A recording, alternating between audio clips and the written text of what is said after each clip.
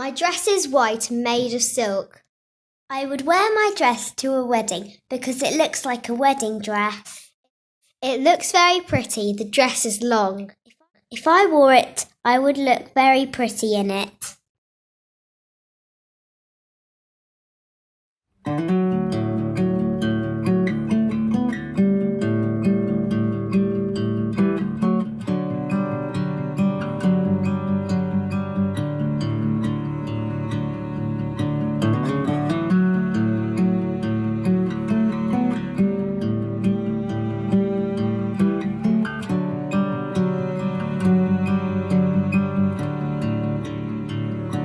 A few months ago, my daughter Laura came to me and said, Dad, I want to tell you something. I thought, A, this is going to be, I'm not going to like what I'm going to hear, or B, this is going to be expensive, or C, both of these. As it happened, A, I was wrong, B, I was right. I said, what's going on? She said, I've just met my future husband. He doesn't even know yet. He doesn't know. Yeah. So David, Laura had already planned this before you even knew what was happening. Yes.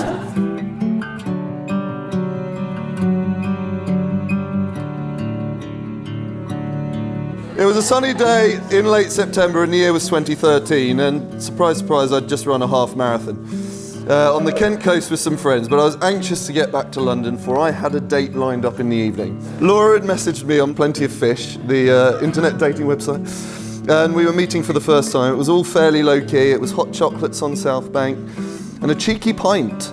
But unknown to me at the time, I'd managed to make quite an impression. And as Brian mentioned in his speech, Laura's immediate feedback was, I've just met my future husband.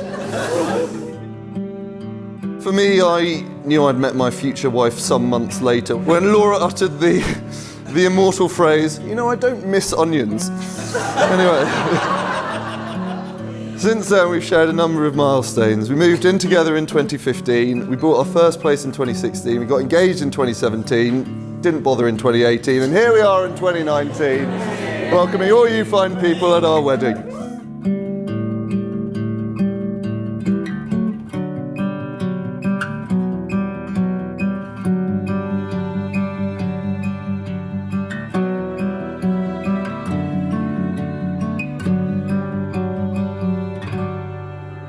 Well, good afternoon everyone and welcome to Rockfield Manor on this glorious April day. On this very special day we're gathered here to witness and celebrate the wedding of David and Laura and to give recognition to the beauty and worth of love.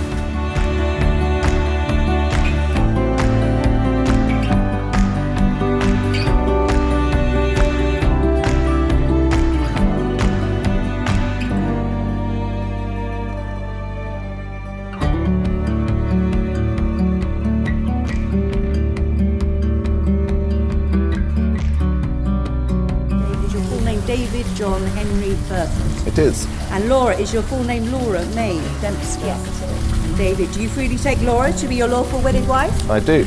And Laura, do you freely take David to be your lawful wedded husband? I do. Great start. The right answer. Hey, let's go on into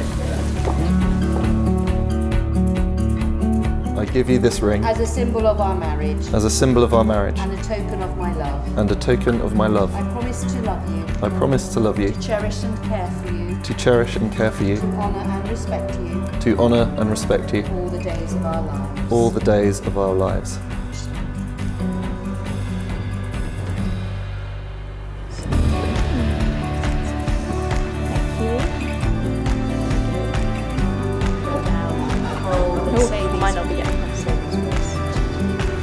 I give you this ring I give you this ring as a symbol of our marriage as a symbol of our marriage and a token of my love. and a token of my love. I promise to love you, I promise to love you, to cherish and care for you, to cherish and care for to you, honour and respect you to honour and respect all you the days of our lives. all the days of our lives.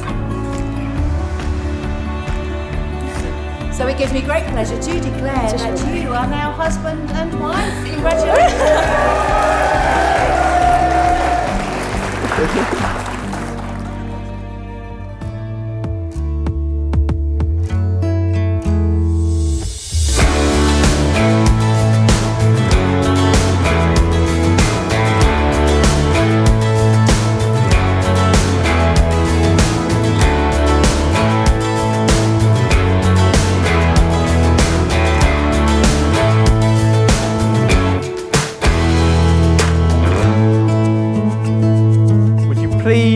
welcome Mr. and Mrs. Burford.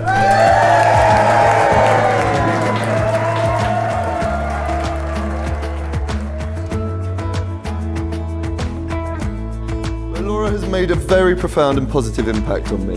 I wouldn't be the man I am today without her. I'll let you be the judge of whether that's a good thing or a bad thing. At work, I'll usually find a way to weave Laura into any office conversation, to the point where she's actually developed a bit of a cult following in the office, despite most of my colleagues never having actually met her. Until one fateful evening, we were walking home from the cinema and bumped into a few of them, at which point Laura was actually mugged with hugs by her adoring fans. And I think that just says so much about her. Anyway, she's thoroughly woven into the fabric of my life, to which she brings an immeasurable amount of joy. I'm absolutely thrilled to be marrying her, and to quote my mum, Laura, you're very easy to love.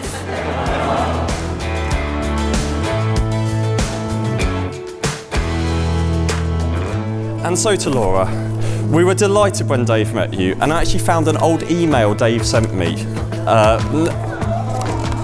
And I quote, "Met this girl called Laura last night. She seems fit and fun, so that's promising."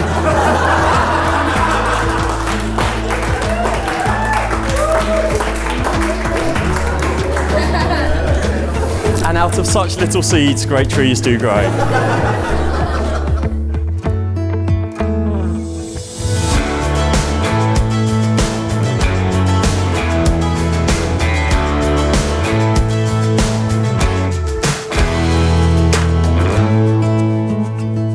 I've heard it said that love is blind, irrational thoughts, heart over mind. I disagree somewhat with this, as I really just want to kiss.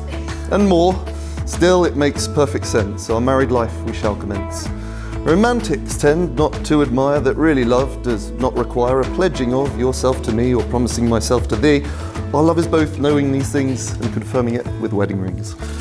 It's waking up in the morning, gazing across at your yawning. Feeling happy we get to share a day together as a pair. We'll dance around until one falls, then pause for chores and fold the smalls.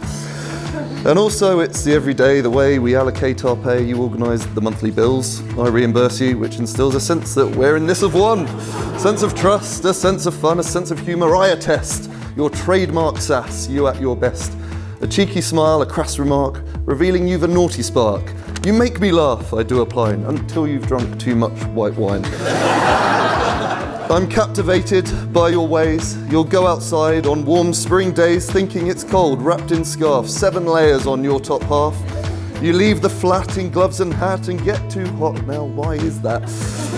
Since our first date, we say with pride, you're my teammate. We both provide companionship. From time to time, we argue when foolish. I chime in with ideas that frustrate you. You will not be told what to do.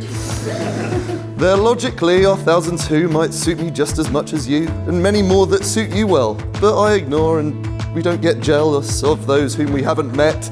To me, you always are best yet. Now here we are, our wedding day, David John Henry, Laura May, acknowledging that we intend to spend our life from now till end together, and we will employ our motto to live life with joy.